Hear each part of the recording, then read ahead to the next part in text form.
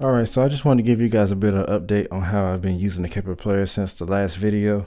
I've added it to my main board and I've learned some new things and just wanted to show you guys how I'm using it live. So I've been on a bit of a buying spree lately. I recently bought the Freeman IRX, which I was auditioning to be my main amp and cap sim pedal, but ultimately chose not to use it because it required more pedals than I want to currently have. There's no additional effects in here outside of just the drive sounds, so it would just require me to have maybe a bigger pedal board than I'm using.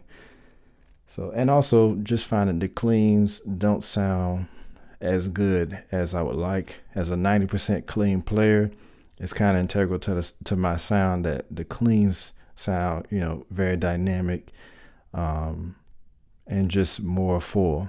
And I don't think that this was made for that. Also have the FM3 that I was using. I feel like this is the most complete unit out of the ones that I've tried. The main problem being with this is it can sound a bit digital. Some of the effects can sound a bit digital sounding, especially the drives. Now it has some of the best sounding drives of a multi-effects unit. But there's also a lot of tweaking involved in this, and I think if I spent a little more time with it, that I could get it to be the unit that I want it to be. But that's kind of why I'm choosing the Kemper players, because out of the box it's kind of just already there. You get your profiles and you kind of already know what you're getting when you get those profiles, because they're coming from the real thing, right?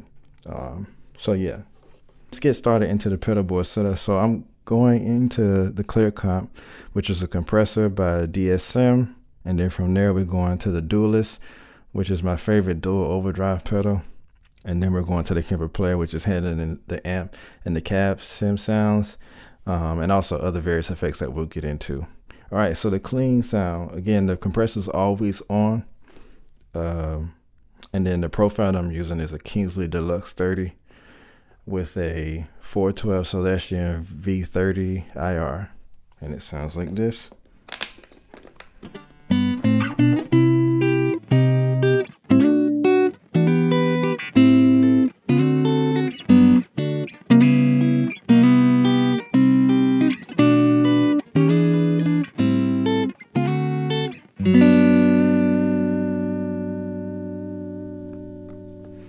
Yeah, so no reverb or anything on that. I find that I get the reverb back when I'm playing live in the rooms that I'm playing in, so I don't need a reverb to assist me there. So from there, then we go on to the Duelist, which I use the heavy hand side as my first low gain stage, and then I stack the string singer on top of that to get my lead sounds, and it sounds like this.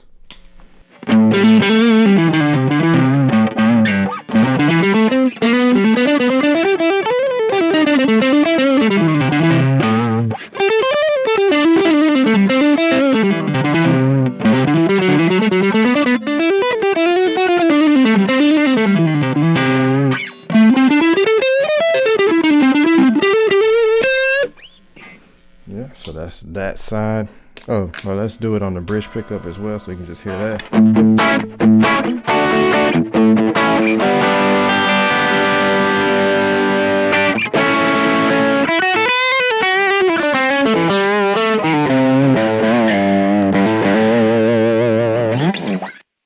So that's that sound, and then from there we're going to go into the effects button number 3, which is the double tracker. I'm using this like a chorus. There are chorus sounds in the Kemper profiler, but I find that the double tracker just sounds a little more close to kind of what I'm looking for in a chorus sound, right? So it sounds like this.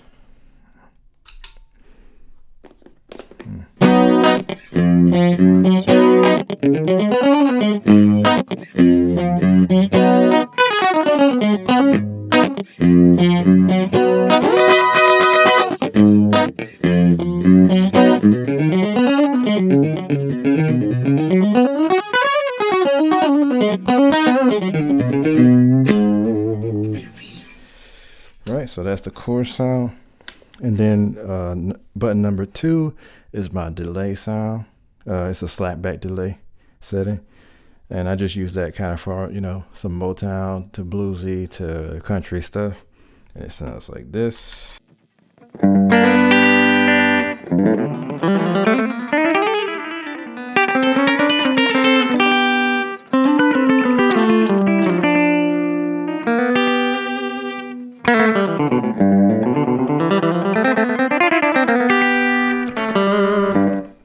Yeah, so that's that sound. And then from there we're going to the delay and reverb, and they're stacked in that one button there, and that's just for my ambient tones, and it sounds like this.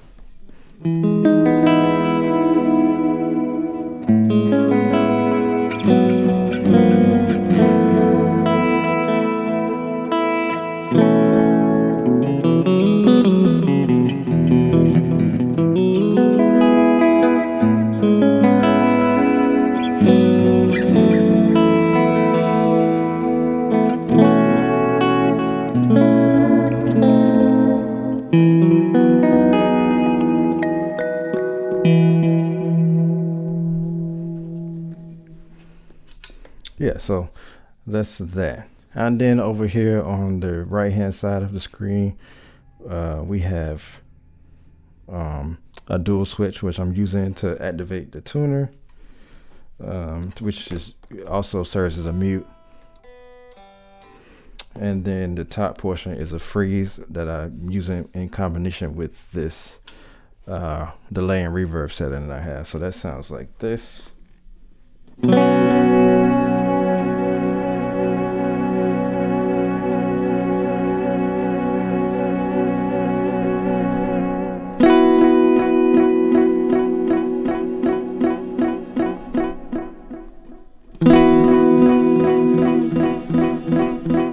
It's hard to sync those. I'm not used to that yet, and I kind of just added it just to kind of maybe start to try using it, but it's a bit difficult. I wish I could set this up to be more like a sustain kind of thing, where I didn't have to press the button twice, one to turn it on, one to turn it off, and then to turn it back on. I wish it could just be more of a momentary switch, but as of right now, that's how I'm using it. Okay.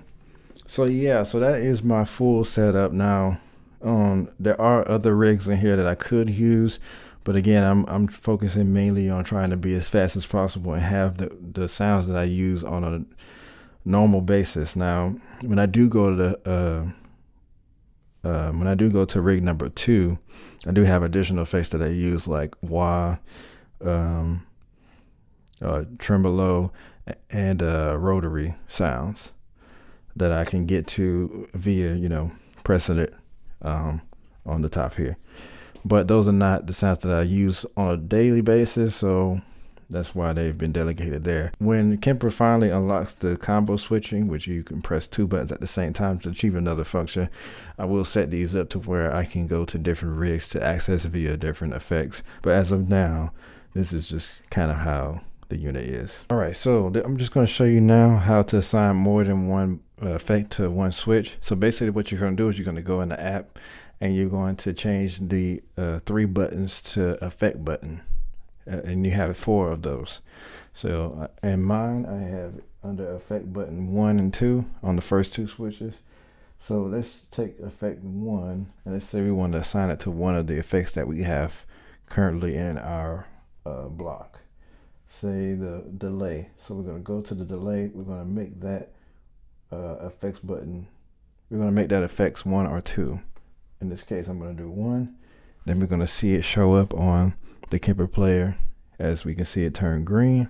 And then what we're going to do is we're going to hold down the effects 1 button and then hold down the switch, which in this case I'm going to hold down switch 1. And as we can see now, it has mapped that to the switch. Now we can keep doing that, right? So let's say, okay, I have delay.